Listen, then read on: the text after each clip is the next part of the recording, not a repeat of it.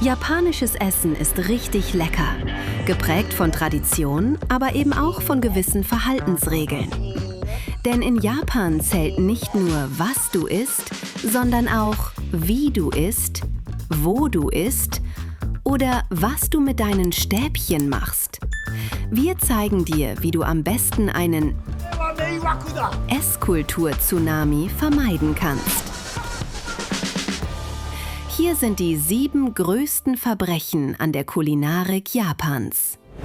Konnichiwa und willkommen in der Welt der japanischen Esskultur. Sie ist viel mehr als nur gutes Essen. Sie ist Präzision, Respekt, Ritual und manchmal auch ein Hindernisparcours der kulturellen Fettnäpfchen. Denn in Japan zählt nicht nur, was auf dem Teller liegt, sondern auch, wie man sich am Tisch verhält. Und bevor jemand fragt, Sushi lassen wir hier erstmal raus. Warum? Ganz einfach. Weil Sushi nicht nur ein Gericht ist, sondern ein eigenes kulinarisches Universum. Dafür reicht keine Nebenrolle. Dafür braucht es eine eigene Folge mit 7 Verbrechen. Aber erstmal widmen wir uns den grundsätzlichen Themen der Esskultur Japans. Zähl gerne mal mit. Wie viele dieser kulinarischen Verbrechen hast du schon selbst begangen?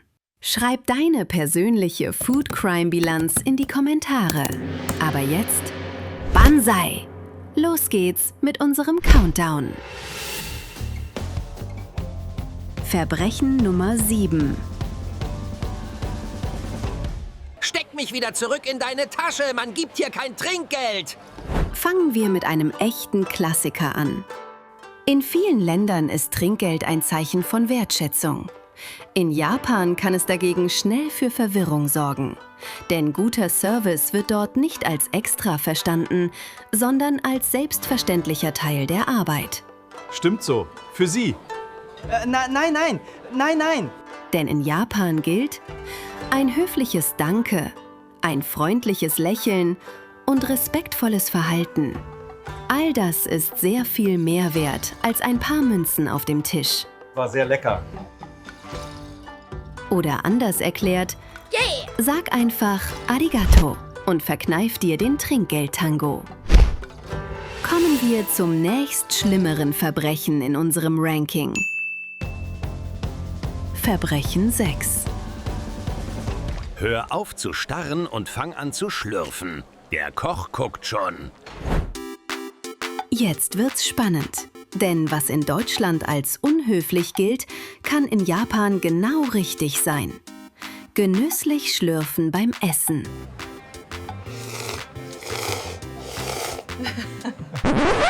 Ja, wirklich. Ew. What? Bei Ramen-Nudelsuppen ist das in Japan völlig normal und teilweise sogar erwünscht. Warum? Weil die Nudeln dadurch abkühlen, weil mehr Aroma aufgenommen wird und weil es zeigt, dass es schmeckt. Natürlich bedeutet das nicht, dass man das ganze Restaurant akustisch auseinandernehmen muss. Aber ein angemessenes, hörbares Schlürfen ist bei Ramen absolut okay. Wer dagegen völlig verkrampft versucht, jede Nudel geräuschlos einzuatmen, lass es. Wenn's schmeckt, darf man das hier auch hören.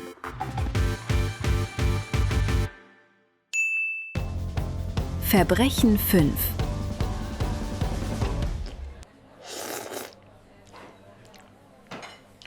Junge, was machst du dir das Leben so schwer? Nach deutschem Tischknigge gilt: Einen guten Appetit. Die Schüssel bleibt auf dem Tisch. Klingt ordentlich, klingt höflich, Das ist wirklich sehr köstlich. klingt nach guter Kinderstube. In Japan sieht das allerdings etwas anders aus. Besonders bei Reis, Miso-Suppe oder kleinen Beilagen ist es in Japan völlig normal, die Schale mit einer Hand anzuheben. Nicht hektisch, nicht übertrieben. So kommt das Essen kontrolliert zum Mund und nicht der Mund zum Essen. Denn japanische Tischkultur hat viel mit Haltung zu tun.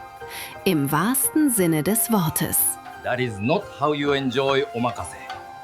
Wer also tief über seiner Reisschale hängt, als würde er nach einem verlorenen Schlüssel suchen, der wird beim Verlassen des Restaurants sicherlich kein Sayonara hören, sondern eher ein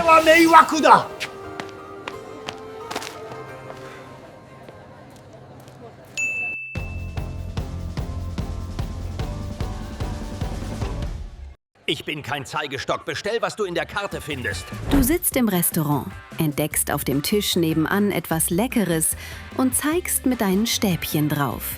Nach dem Motto, Ich will das da bestellen. kann in Japan schnell unhöflich wirken. Denn wer mit Stäbchen dirigiert, Das ist ja Wahnsinn hier. wird definitiv keinen Applaus bekommen. Stäbchen sind dort eben nicht einfach nur irgendein Besteck. Sie gehören zur Tischkultur. Und mit ihnen zeigt man nicht herum wie mit einem kleinen Zeigestock. Schon gar nicht auf Essen. Oder gar auf andere Menschen. Wenn du also auf etwas zeigen willst, dann nimm doch einfach deine Hand. Oder mit einem kurzen Blick. Kommen wir zum Finale. Die Top 3 der größten Verbrechen an der Kulinarik Japans. Verbrechen Nummer 3.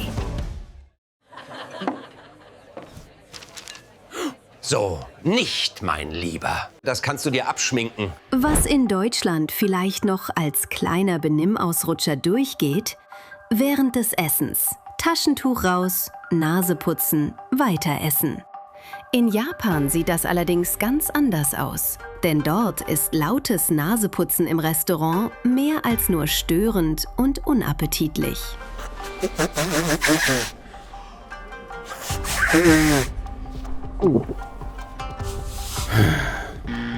Das passt da ungefähr so gut rein wie ein Presslufthammer in eine Zen-Zeremonie.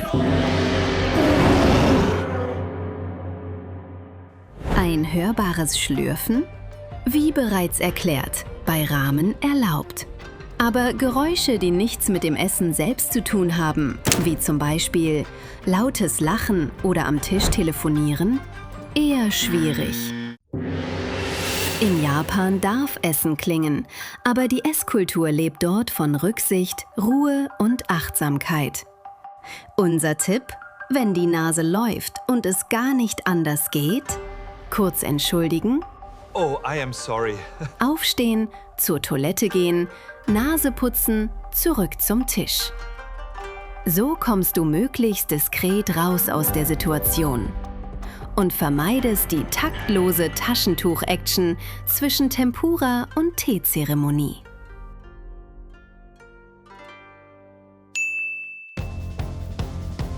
Verbrechen Nummer 2. Ich weiß, ich bin unwiderstehlich, aber wenn du es mit mir übertreibst, wachst du morgen als wandelnder Salzstein auf. Sojasauce ist großartig. In Japan ist sie nicht einfach nur eine Würzsoße, sondern ein echtes Grundelement der Küche. Sie wird traditionell aus Sojabohnen, Weizen, Salz und Wasser hergestellt und über Monate fermentiert. Dabei entsteht dieser tiefe, salzige, leicht süßliche Geschmack, der vielen japanischen Gerichten ihre besondere Würze gibt. Ein häufiger Fehler: einfach ordentlich Sojasauce über den Reis kippen. Wenn aber alles nur noch nach Sojasauce schmeckt, dann Wer bin ich eigentlich? Bin ich noch Reis oder schon Soße? ist es Reis mit Identitätskrise. In Japan gilt Reis als eigenständiger Bestandteil der Mahlzeit. Er soll neutral bleiben, ausgleichen, begleiten, die anderen Aromen zur Geltung bringen. Denn japanisches Essen lebt oft von feinen Abstimmungen. Der einfache Tipp: Sojasauce am besten in ein kleines Schälchen geben und einzelne Bissen vorsichtig dippen oder leicht benetzen. Also bitte überleg dir gut, ob dein Reis unbedingt ein Sojasoßenbad braucht.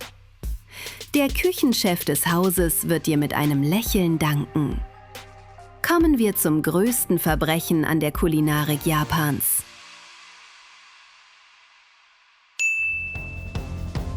Verbrechen 1. Ich bin nicht einfach nur Kohlenhydrate. Erst sagen, dann mampfen. Das schönste und wichtigste Ritual in Japans Esskultur, das du auf keinen Fall vergessen solltest. Vor dem Essen sagt man, Itadakimasu. wörtlich lässt sich das nicht perfekt übersetzen.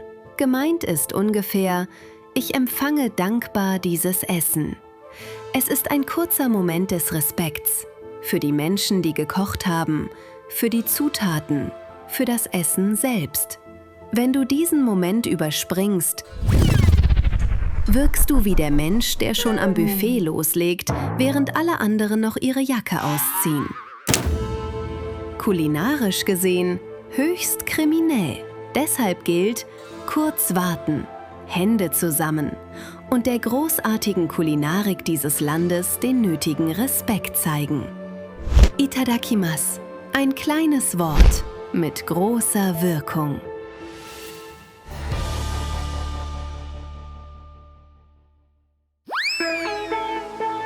Die gute Nachricht ist, für alle diese Verbrechen wirst du vermutlich nicht aus Japan verbannt.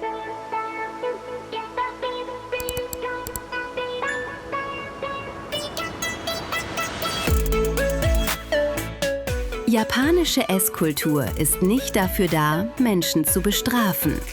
Sie zeigt vielmehr, wie viel Respekt in kleinen Gesten stecken kann. Es geht um Kultur, um Achtsamkeit. Wenn du diese Details verstehst, wirst du sicherlich einen ganz anderen Blick für das bekommen, was vor dir auf dem Tisch steht.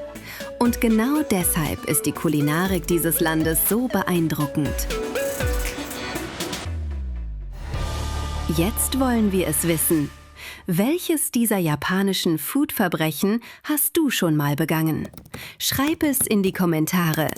Und wenn du mehr kulinarische Geheimnisse aus aller Welt entdecken willst, abonniere den Kanal. Bis dahin, Sayonara.